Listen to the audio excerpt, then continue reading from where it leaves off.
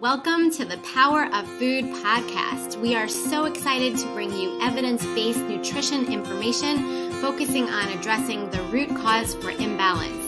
Food has the power to help you achieve lifelong optimal health without the side effects of prescription medication. Subscribe on Apple Podcasts, Spotify, or any other podcast platform. I am Stacy Seslowski, functional nutrition registered dietitian.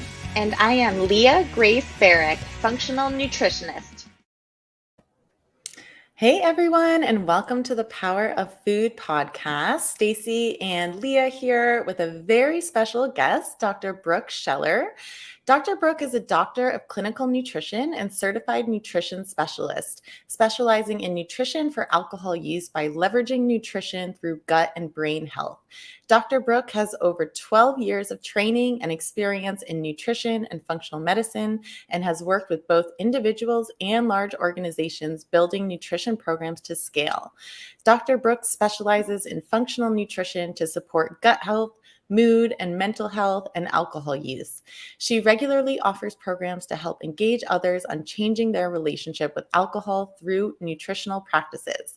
Brooke is also the founder of Condition Nutrition, LLC, a nutrition consultancy that works with startup organizations to create products in the food and supplement space and develop personalized nutrition platforms based on scientific findings and growing health and wellness landscapes. Welcome to the Power of Food, Dr. Brooke. Thanks, Leah. I'm so excited to be here. I know we've talked about this for a while, and I'm super excited to meet you, Stacy, and to join the podcast. So thanks for having me. Yeah, well, we are so excited. And to get started, I would love to hear just how you got into the sphere of nutrition and alcohol and the relationship between the two and basically where it all began. Yeah. So, I have been fascinated by this topic since early in my studies. I have a family history of addiction and alcohol abuse and mental health disorders. And I actually remember when I first started my nutrition training, I was given a book it was called The Mood Cure by Julia Ross. I'm not sure if either of you had heard of it, but it really inspired my interest in how nutrition plays a role in our mental health, our brain, and things like depression, anxiety, etc. It's always been one of those things that I feel you both probably know from being in the nutrition space. Like, we talk a lot about nutrition for weight loss and for diabetes and for cardiovascular disease, but I think it's still fairly new to think about nutrition for things like our mood, for things like depression, for things like anxiety.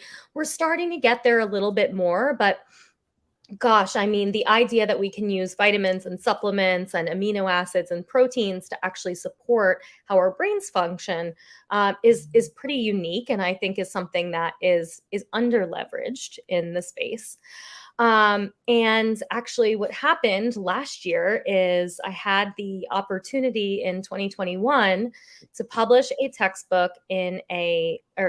publish a chapter in a textbook on complementary and integrative therapies for substance use disorders. So I authored a chapter on nutrition and supplementation. And I had done some research and some work on that in my past, in my clinical experience, and working with folks with a little bit with substance use disorders. And when I started diving into the research, I was just really excited to see that there actually is a lot about how the gut is affected by alcohol, how our brain is impacted. A lot of the things that we think about in relationship to our alcohol use is the depletion of vitamins and minerals, which is quite common. And so through that experience of writing that textbook chapter and actually making the decision to eliminate alcohol from my lifestyle, the two really kind of went hand in hand, because I was able to use some of that experience of my writing and some of that knowledge to help support my own experience with eliminating alcohol. So it's been one of these things that, sobriety and this kind of sober, curious movement that has come forth in the last few years. There's a lot of talk about cutting back our drinking and how it's really affecting our bodies. but we're not really talking about it from a nutritional standpoint, right? A lot of it is about the psychological elements and the reasons why we drink. And so, what I'm working to do now in some of my work is start to uncover and start to talk a little bit more about the biochemical piece and what's really going on from a gut health perspective, from a brain health perspective, from that functional medicine perspective, around not only what happens when we drink, but how that contributes to things like alcohol cravings and why it might be difficult for us to cut back. I think this is such a fascinating topic, and I really want to thank you for bringing this to light, because I mean, especially during the pandemic, alcohol is just glorified, you know. And I mean, and we're up against like these huge companies that are, you know, spending tons of budget on marketing, and it's like the thing that people are doing when they're stuck at home. And I don't know that we really grasp the short and long term effects of not only like binge drinking, but even smaller amounts of alcohol, you know? And so I love to sort of dig into that a little bit and ask you how, you know, how does alcohol affect our bodies and our nutritional status? Yeah, so a couple of things there, Stacey, that, you know, with the pandemic, there's been some research that was completed last year around the actual stats around our collective kind of increase in drinking during the pandemic. And women alone had an increase of about 41%. Of how often or how frequently they drink, which shows kind of a huge increase. And I think that some of that is, you know, the nature of we stayed home and our lifestyles changed. But really over the years, I think what we've seen, especially with women, is we're in the workforce. We now have these more stressful lives and families and successful careers. And so that puts a lot of stress on us. And one of the ways to kind of escape from that is by drinking, right?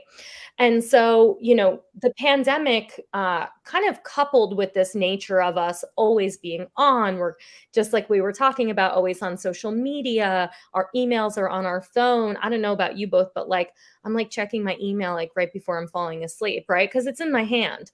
Yeah. And so all of this, you know, we don't necessarily really realize how it affects us until we start to pull these pieces apart and say, oh, wow, this has become really a part of my habit. And am I using this for stress relief? Am I using this for, you know, it becomes so habitual that I think we don't even really think about doing it, right? I know I can say in my experience, that's kind of how things ended up for me. And to answer your question around how alcohol really is affecting our body, you know, I think one of the big things that is common that we think about is how alcohol affects our liver. And, you know, we talk about that because it's quite a known thing, right? Someone who drinks a lot has maybe fatty liver or starts to develop cirrhosis of the liver. And this has to do with the fact that the liver, as one of the main um, break the main points of the body where we're breaking down alcohol, takes a lot of the brunt and the burden of that. So yes, the liver plays a really big role. And Leah, I know you talk a lot about the liver and hormones and how, you know, if the liver is compromised, that affects a lot of different parts of the body, right? So it's not just about, the liver, you know, who cares about it? It'll regenerate, etc. But a couple of other big things that I focus on, one is the gut. And this is something that is not being talked about enough. We talk about how the gut is really the root cause of a lot of the things that are going on in the body. And there's a few things that happen when we drink alcohol on a regular basis to the gut. One is that it changes how we digest and absorb food. So it messes with our digestive enzymes. It changes our acid production in our stomach. It's going to decrease our ability to absorb certain nutrients. So this is part of the reason why when we drink alcohol regularly, we have nutrient deficiencies in the whole gambit, really. All of the B vitamins, vitamin C, vitamin D, most of the minerals are all compromised when we're drinking on a regular basis.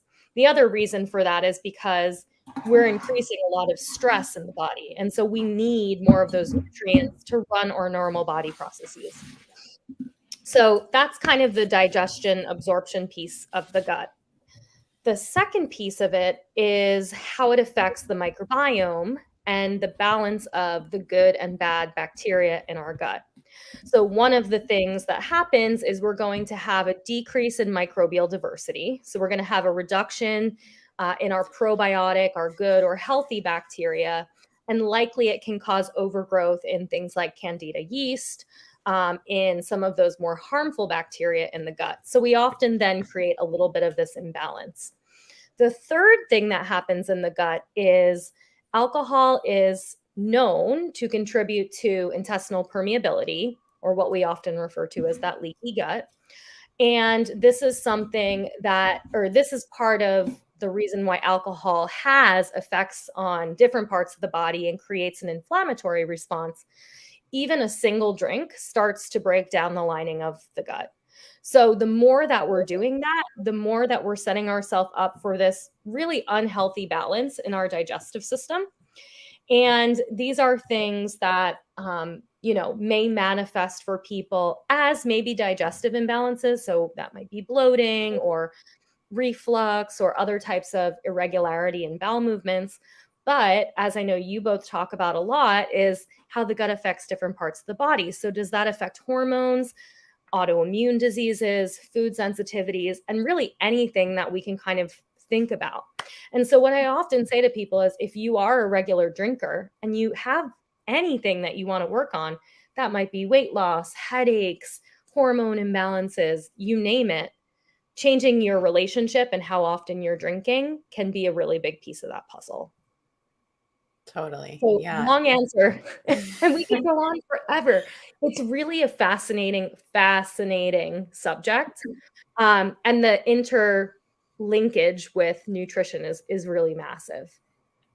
Yeah, well, you're clearly so knowledgeable about it. And I also love that I haven't heard, I don't think anyone else talking about this issue. Like, I really think you're the only person who I follow who's really bringing to light, the importance of this and how big of an impact it can make. And I feel like in our society, especially, like even people who, are quote healthy and make healthy choices, like they still drink alcohol most of the time, I would say. And it's not really looked at as, a toxin, which is what it actually is. So Yeah, people are like, oh, well, I filter my water and I filter my air and I eat fruits and exactly. vegetables, but I'm going to have, a couple glasses of wine every night. And you're like, wait, hold up. Like Yeah. this is actually doing more harm than you realize. And so I think it's so good that you're bringing to light all of these issues and talking about the connection between, alcohol in your gut. And so much is going on, with gut health and when it's imbalanced, what it can affect. And I was also thinking about when you were talking about the pandemic, when, everyone's drinking more and that's leading to nutrient deficiencies, like in those crucial nutrients that we need for immune health, like vitamin D and vitamin C.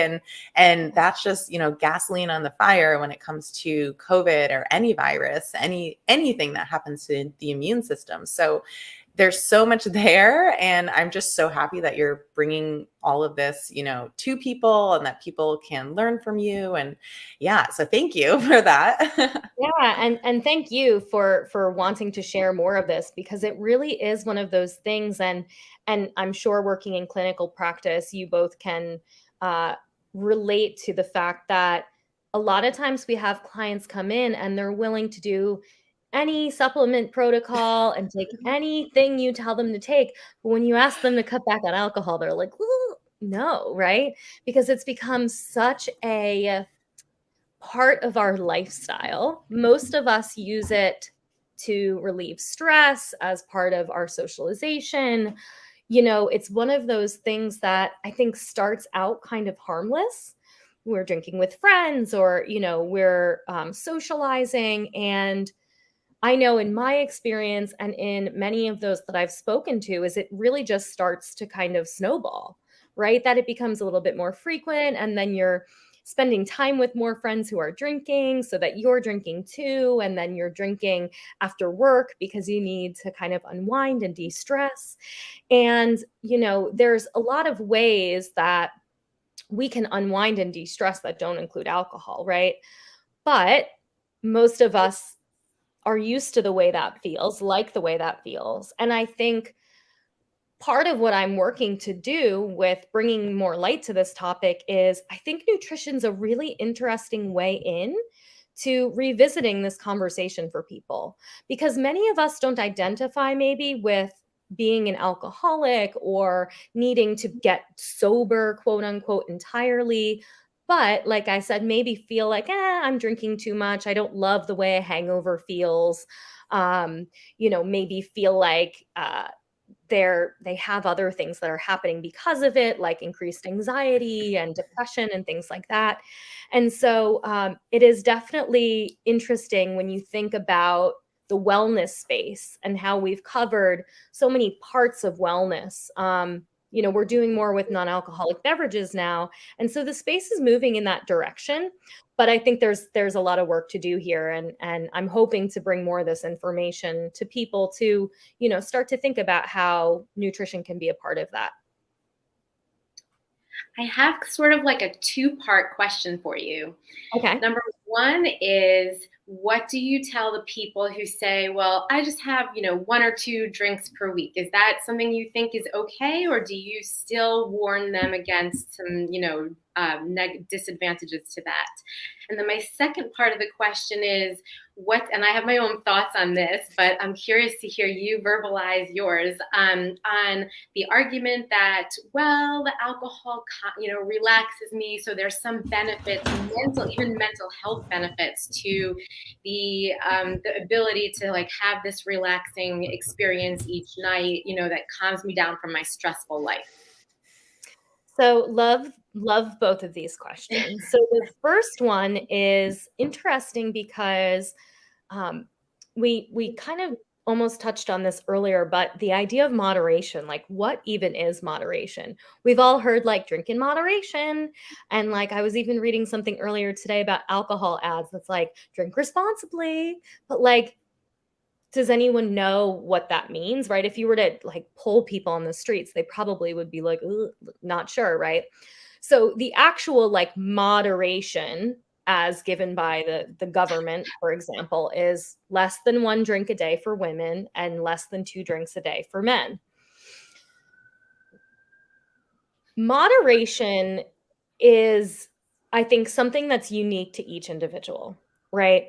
Because if you are someone that doesn't really have a lot of health concerns and you eat pretty well, you exercise regularly, you don't have any extreme like goals with your health in terms of, you have migraines or you have an autoimmune disease, then I would say drinking 1 or 2 drinks here and there, not a big deal. If you're noticing that they affect your life negatively, then by all means, I think it's good to reconsider that. I do think that for other people who have goals for their health, so whether that is, again, an autoimmune disease, a thyroid condition, they're trying to get pregnant, they're trying to lose weight, they have an inflammatory condition, in those instances, I would say better to skip than to drink. And I know this gets a little bit challenging because for a while we were talking about how, wow, red wine is so good for your cardiovascular system. And I was watching one of your podcasts earlier on heart health, right? And so I think the real question comes down to with moderation is how much are you actually drinking, if you're honest with yourself, right? Because if we're drinking that 5 ounces of red wine a few times a week, I don't think that this is a real cause for concern. The problem is when we say, oh, but I know red wine is good for me, and now we're having a bottle a few times a week, right? Because a bottle is not the same as a glass, unfortunately. And so in those instances, I think it's really important to like honestly think about what your true intake is. Now, the second part of your question was, when people say that it helps to relax them. I would dive deeper into that response and start to learn a little bit more about what is it about alcohol that helps them relax. Because for a lot of people, what helps them relax and unwind is that they have the ability to check out, right? So it kind of turns off those frustrations. It kind of allows us to like zone out, right? And like escape from things for a while. And I think the challenge with that is, what are we looking to escape from, excuse me? And is it something that we can affect through other means? Is that through meditation? Is that through exercise? Is that through, having a conversation with your partner, which might be hard, but if they're able to do the dishes, then maybe that helps to solve these things, right? So I think some of it is, identifying some of the root issues that are going on that may be kind of driving them to use that as the coping mechanism. One thing that I've learned in my experience through doing this, and I'm just over 7 months sober now myself, is it's about finding new tools, right? Because alcohol is a tool that we use to handle stress or to manage stress. So what other tools can we tap into or start to put into our toolbox? Again, whether that's exercise, meditation, going for walks, talking to a friend, doing something that kind of gets yourself out of that space, because yes, alcohol can help us relax and unwind, but it's most certainly not the only way for us to do that. And so, yeah, I think kind of talking about it and really getting to the root of that. And that's where like working with a therapist or a counselor can be helpful for someone who does like really truly have a habit. Yeah, I love that answer. And I love, the idea of giving someone new tools, because we live in a stressful world. Like there's no way around it. And if they don't have other ways to decrease stress, and the only thing they know that, like quote, works for them is alcohol, of course they're going to reach for that, right? Because otherwise, they might just boil over. So giving people tools and helping them through it, having them talk with someone is great. And it kind of reminds me of like, when working with nutrition clients, let's say they have like a food sensitivity or something, and you're pulling it out, and that feeling of like, oh my God, just focusing on what you can't have, and then trying to shift the mindset and help them focus on like what they can have and what we can add in, rather than like what you're avoiding or what you're taking out. So focusing on, adding in the mindfulness, the whatever works for them, I think can be really helpful as well, just to deal with that stress. And then the other thing I was thinking about is, I know a lot of people rely on alcohol to go to sleep, and they're like, oh, it makes me sleepy. It helps me sleep. And this is something I hear a lot from people.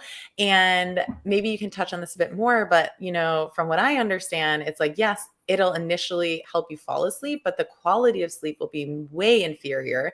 You won't get into REM sleep, which is that deep sleep that helps rejuvenate you and also helps decrease stress in general. So it's like this vicious cycle of you're not sleeping well, and then you're more stressed, and then you reach for more alcohol. And so it just kind of seems like that, vicious cycle. And, speaking of cycles as well, maybe you can touch on like how nutrition in general affects our desire to drink or our alcohol cravings, because you touched on, alcohol makes us deficient in certain nutrients, but like, does that deficiency then make us want more alcohol? And I know you talk about this on your Instagram, which is great. So, okay. That's my favorite part to talk about. Okay. We can get through it. First, I'll address sleep. And actually, yesterday, there was an article posted on the New York Times about this, about alcohol and sleep. So what actually happens is, this is very common. People use alcohol to sleep because initially it has a sedative effect, right? It helps us relax. It helps us unwind, helps us fall asleep. But what actually happens is, when our body is processing the alcohol and breaking it down to its different byproducts, is that process starts to create internal stress in the system that can then cause disrupted sleep. So this is why a lot of times people who use alcohol to fall asleep find themselves waking up in the middle of the night several times, maybe 2 or 3 a.m. They might find that they wake up feeling like not rested, or that they wake up in a state of stress or anxiety.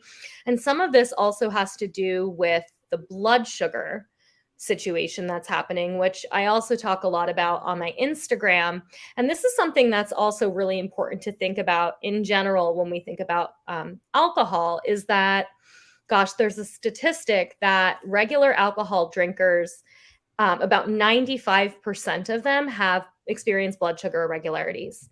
This is because not only does alcohol often contain sugar, but it affects basically your blood sugar pathways.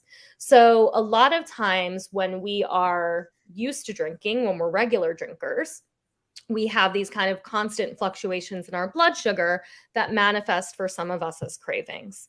So, in addition to that, when our blood sugar changes at night when we're sleeping, so if we drank alcohol, now we have a blood sugar crash in the middle of the night, that can start causing some of those irregularities with sleep as well.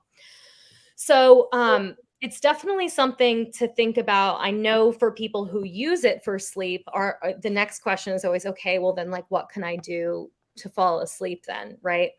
And, the nature of that is it may be difficult for a little while to adjust to sleeping without alcohol. There are things that people can use that are more natural, whether that be different types of supplements that can help to induce sleep, whether that be things like, shutting off screen time a little bit earlier and maybe more of those more complementary types of approaches. The other thing is that our bodies adjust, right? I know, Leah, you talk a lot about cortisol patterns and how our cortisol affects our sleep-wake cycle and all of those things. When we are used to drinking alcohol, because our cortisol is also linked with our blood sugar, you might have imbalanced cortisol patterns. So you might have kind of a spike of basically your energy stress hormones in the evening. And that's because your body is used to kind of being affected in that way at that time. So it's all based on those patterns, on those habits. We can start to restore those and typically start to improve our sleep in that way. Touching on the craving piece, because this is like the piece de resistance of the work in my mind, because I think we know that alcohol affects our bodies. We know it's bad for us. We know that, we feel like crap, excuse my language, the next day after we've had too much. When we are drinking on a regular basis, the effects that happen from alcohol create patterns and cycles in our system that contribute to us wanting and desiring more alcohol. So I know that this is one of the big pieces, whenever someone is looking to stop drinking is, oh, but I just crave it, right? And a lot of times people will say, like, they wake up in the morning, they have the intention like not to drink later, and then like stressful day happens, work ends, it's 5 o'clock. We've all heard it and we've probably all said it, right? I just need my glass of wine to like bookend the day, right? Now, the thing that happens is there are several reasons why we might have cravings. This links back to this blood sugar situation, because again, what happens when we have these irregular blood sugar patterns, here we go. Let's set up the cycle. We wake up hungover, we eat a bagel, bacon, egg, and cheese on a bagel for breakfast because we need something with carbs. And then we have, something high carb for lunch. We have sweets because we're falling asleep at our desk at 2 p.m. And what happens at 5? Well, we have another blood sugar drop, right? So of course we're going to be craving more alcohol. We want that pick me up. So one of the big things that I've been speaking about and preaching about is, before you take a drink, if you're looking to quit drinking, if you're looking to cut back or change your relationship, before you take a drink, have something to eat and have protein.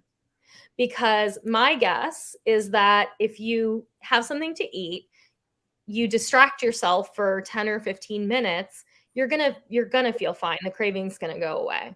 So it's a little bit of that mindfulness shift along with trying to balance the blood sugar. There are some other ways. There's some supplements and things that can help balance blood sugar, like L-glutamine can be used kind of on this like quick as needed basis. But that's a big one. The other thing, and I don't want to go like too deep into these two other pieces, but to get back into the gut, and I want to touch on the brain and how that plays a role too. When we drink on a regular basis and we create these imbalances in our gut bacteria, we have overgrowth of candida yeast or other types of harmful bacteria. This imbalance in the system can trigger cravings for sugar, for carbs, and for alcohol. And basically, the reason why is because these types of bacteria or yeasts actually feed off of those types of inputs, right? And so some of that can actually be the imbalance in our digestive system. I actually just read a study about probiotics and how taking a probiotic can obviously help with improving that balance, but actually has helped with cravings. Um, so that's one other piece that's not necessarily as like quick fix as something like balancing your blood sugar. That's more of a long term, something to consider as kind of part of your routine if you're looking to change your relationship. And it's important for us to get in a little bit talking about the brain and how that plays a role in cravings, alcohol desires, and the like, because our serotonin, our dopamine, essentially our feel good hormones, are part of that play a role, excuse me, in that craving situation as well, where when we drink, we get that bit of a dopamine hit that then kind of gives us that feel good. So when we do have certain nutrient deficiencies and things like B6 or B12, folate, vitamin C is another important one for dopamine, that can be part of the craving situation as well. That can also be part of the reason why people who drink often or who have cravings to drink also experience anxiety or depression, or other types of mood disorders, because those neurotransmitters also play a role. So fascinating. I feel like I could literally listen to you all day. I'm like, I have to stop talking and let you guys talk. No, it's amazing. Don't stop. It's, it's just really fascinating. And it's something that we're all doing, and we're kind of all, as a society, taking part in this and not really recognizing, these more like internal biochemical things that are happening. It's really, really cool. And it's and just like you said before, it's like such actually a really sensitive topic for people, like, because people do not want to hear the negatives of it. They do not want to give it up. They will hold on to it, like, no matter what. Is there one thing that you would even suggest to, like, us as clinicians to use as a tool to I don't want to put fear into people, but what is it that would, I don't know, get them to sort of make a shift? Yeah, it's a great question. And, as every, nutrition client is unique, I think this situation is also just as unique. So, some people are at a place where, they recognize that this is more problematic in their lifestyle, or that it is having an effect on their health. And then maybe they're more likely to want to make a change. One of the big things that I've found, and in a lot of the conversations that I've had, is having a community and learning from others in this space is really, really helpful. And so, if you have a client who you maybe are thinking, maybe this, is kind of moving into gray area drinking and is something that maybe should be considered. There's many resources out there. I think part of the challenge to up until the last few years is most people don't identify as alcoholics, and they're not going to walk into an AA room, right? Until they're like at a real rock bottom, right? But the problem with that is that most of the people who have problem with drinking, they might not have a DUI and they might not have lost their job or these other things, but it's still affecting their life negatively.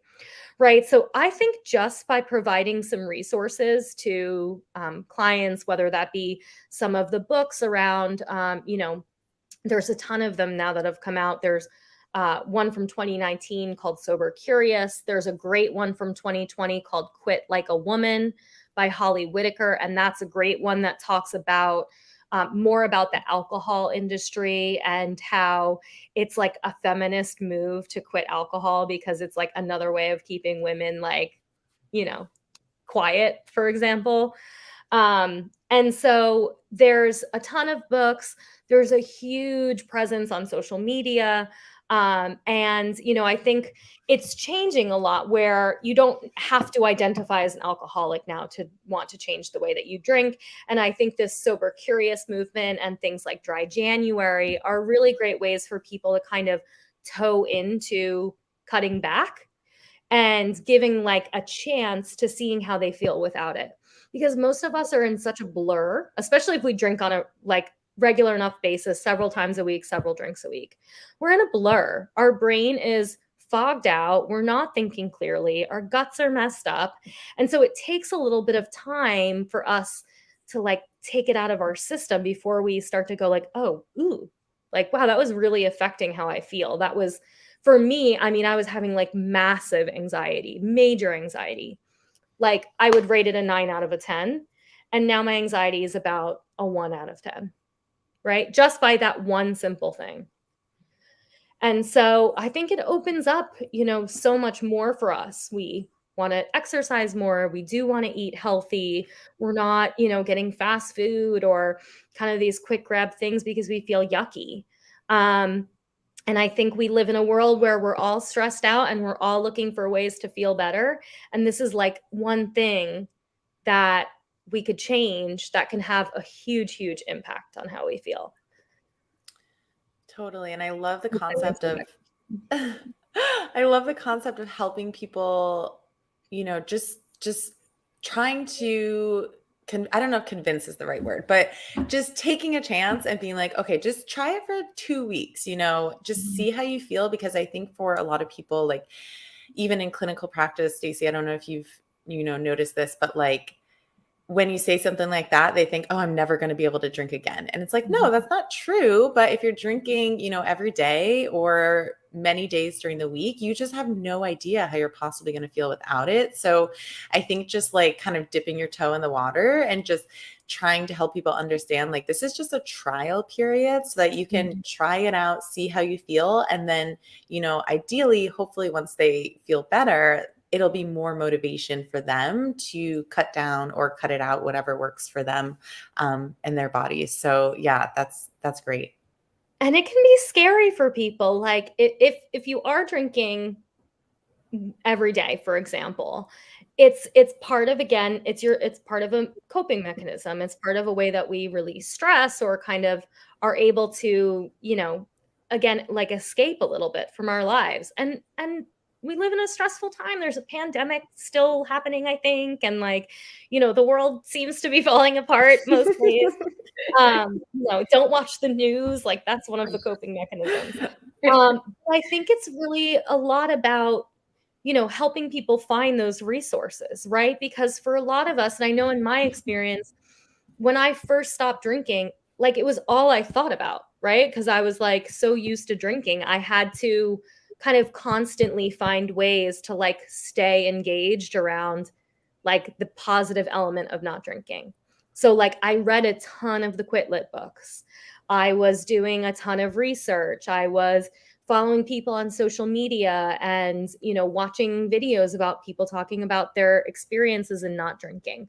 So it's one of those things that, it may require a little bit more, maybe as a clinician, creating like a guide that has some resources for people to access would be helpful, because it is kind of one of those things that it like takes a little bit of a village, because it's a big change. And for some people, it's so woven into their lifestyle, their relationship, their job, all of that kind of stuff. It can be a little bit uprooting. Whereas, again, taking supplements and things like that may not be as drastic of a change.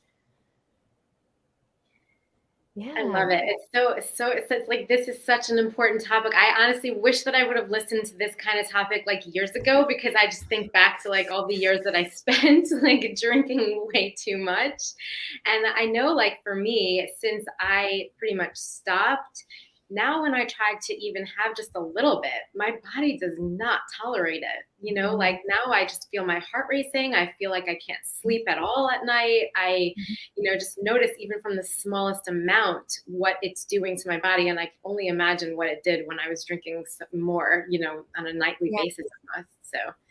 And that's a great point. Actually, one thing that helped me towards the end of my drinking is I had gotten an Aura ring, like that measures your heart rate. And I wouldn't wear it if I drank because it was so, honestly, my heart rate, basically what would happen if I drank even 1 or 2 glasses of wine or something, my heart rate would go up and it wouldn't drop down overnight. So on a night that I wasn't drinking, my heart rate would go up to like, 70s, 80s. And then when I was sleeping would drop into 60s, sometimes into the 50s. And what would happen if I drank is my heart rate would go up into the 90s and stay up like all night. And That's I was crazy. looking at that going, it's not good. This is not restful sleep, A. B, this is totally stressful on my cardiovascular system, right? So some of those like data points for me helped as well. So that's another way to think about, how people can get a little bit more engaged and really understanding like how it's affecting their body. Totally. Yeah. That is definitely motivation to have that like objective. It's similar to like lab testing, in practice. So that's super interesting. Wow. That's crazy. Yeah. So you touched on how alcohol affects our gut, affects our liver, affects our brain. I would love to hear your take on how alcohol affects our hormonal system. Yeah. And I think I had suggested this too, because I know that you're talking so much about this on your Instagram too now, Leah. A lot of it's through these indirect systems, right? So our blood sugar affects our hormonal systems, right? It affects our cortisol, it affects our sex hormones and the like. The other big thing is our liver. So our liver helps to produce and store and turn over those excess hormones. So when our liver is not functioning properly, oftentimes we'll see that estrogen will go up. We're not having kind of that natural process of elimination from the body. And the other thing is the gut, right? So when the gut isn't functioning, when we're not having normal bowel movements, we are likely still holding on to and storing some of these excess hormones in our system. So this can manifest for people, in all different ways, whether that be, irregular periods or if it's a woman nearing menopause, maybe more extreme menopause symptoms. This is also part of the mechanism by which alcohol increases risk for breast cancer because of the excess estrogen in the system. So alcohol is linked to several different types of cancer, but one of the strongest linkages that is in the research is with breast cancer. There's a great Instagram account called Drink Less for Your Breasts, and I just love it. They talk all about alcohol and how it relates to breast cancer. And so that's, it's really, really important to consider as a woman how this is affecting our hormones, especially if you experience any of those hormonal imbalances. If you've got a history personally of breast cancer or a family history of breast cancer, really important to consider that. The other thing that I wanted to mention there, I totally lost my train of thought as I was talking. Nope. Is it coming? Well, if it comes back, you can definitly jump in. But I do this thing when we're talking because the questions are so complex that I'm like, oh, hit that next. Oh, here it is. So the last thing I want to mention about alcohol in relation to hormones is there was a really interesting study, and I believe it came out last year on how alcohol impacts fertility. And so I know that this is a big one because some women will stop drinking when they're preparing to get pregnant or trying to get pregnant. Others will, still be drinking on a regular basis. And what they found in the research is that it was basically dose dependent. So the more alcohol that you were drinking, the lower the chance for fertilization. So it's important to think about for women who are looking to plan a family or are thinking about that for the future, to think about how they can start to manage that. Or, if they've been having trouble trying, that can be a piece of the puzzle too. Thank you so much for all of this information. I think I'm going to want to re-listen to this like 4 times so that I can really verbalize these things to my patients. And I think you're making a big impact on so many people who are just either not aware of the effects of alcohol, and even in the smallest amounts are having an effect. So thank you for what you do. Is there something that you want to just get some advice you want to give as we close up? Yeah, so I would just love to say I'm working on a lot of different things on this topic. A couple of exciting things which I can hopefully announce soon. But I post a lot of this information on my social media. I am doing a little bit of client work, so specifically with people who are looking for maybe more support in this avenue and want to do that on more of a one-on-one basis. I also run some sobriety groups. I have basically a members only platform where people can kind of come on and join the conversation around using nutrition to help with changing their alcohol relationship. I'm just closing up a dry January program right now and looking to launch in February an alcohol and gut reset course, so people can do that kind of on an asynchronistic. So if you feel like you're listening and you want to learn more about this, you want to maybe try to use some of these tools to help improve your gut and change your experience and cravings and all of that kind of stuff, go ahead and follow me on Instagram and do all those good things. Get on my email list on my website, because I'll be sending that all out there. So I love this topic. I just think it's very exciting for the space and the industry to have more tools for people to feel good. That's really what it's all about, Amazing. right? Definitely. Well, we're so lucky to have you, Dr. Brooke, and I'm so glad that this worked out. Definitely go give Dr. Brooke a follow on Instagram. She is like so good at reels and all the things. So, do you want to tell everyone how to best find you? Yeah, so I'm on Instagram at Dr. Brooke Scheller. It's DrBrookescheller. I know this is audio, so that's funny. And you can go and find me at my website. It's brookescheller.com. And as I mentioned, go ahead and sign up for my email newsletter there, and you'll get some info on upcoming programs and all of those fun things. And otherwise on Instagram, you'll find me posting reels and commenting on Leah's reels, because I feel like she's really catching on to it. And Stacey, it was so good to meet you. You as well, and I'm going to be following you from the second this ends. And on social media. I know. We'll get her on there. Following you, and I'm going to be calling you for help with social media, because I certainly need all the help. I'm here. Oh my gosh. So glad to be here. Thank you both so much. Awesome. Just so everybody knows, my name is Stacey Kozlowski. I work with Heal From Food is my company. You can find me at healfromfood.com, and my email is Stacey, Stacy at healfromfood.com. And Leah, there you go. Awesome. And I am Leah. You can find me on Instagram at Grace Functional Nutrition, and my website is gracefunctionalnutrition.com. Bye, everybody. Thanks, ladies.